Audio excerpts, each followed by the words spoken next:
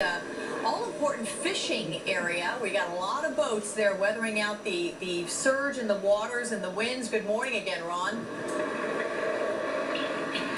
Good morning, Alex. We've got a sailboat right here that we've been keeping an eye on. It's bobbing in the surf here. It's tied to the pier. It shouldn't be here. It should be out there. But it came loose, and there was just an operation here led by the Coast Guard to secure this boat. It was bouncing around out in the harbor and threatening some of these commercial fishing boats that are here. They're supposed to be here.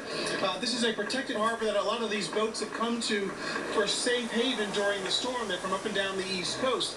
About a half mile in that direction, there is a hurricane barrier to protect these waters. But as you can see, they're very, very choppy. And I don't know if you can tell out in the haze, there are a couple of other sailboats that are loose. At least they were as of a half hour ago. The Coast Guard is out there along with some other boating patrol boats to try and secure some of these boats because it's a very dangerous situation to have them in the harbor. Here's a boat, Towboat USA, that's going by here. Some of the guys who are out there trying to make sure that the harbor remains safe, keeping an eye on these boats, because a loose boat in the harbor is a really dangerous situation. Right now, the winds have sort of settled down. We keep getting gusts. The rain also has been on and off, but right now it's off, mercifully.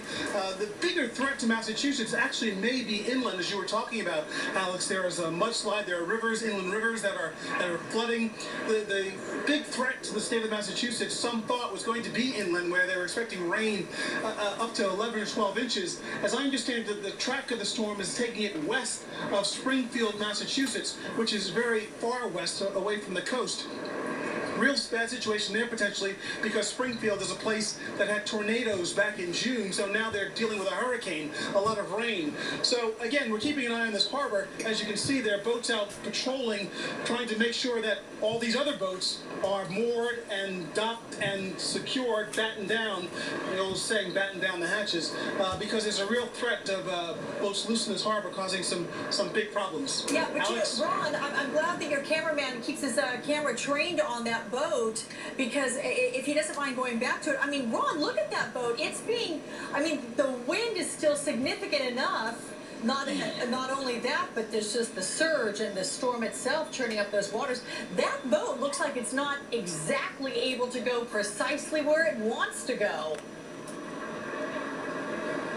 I think right now it's hovering, but you're right, and this water should be smooth.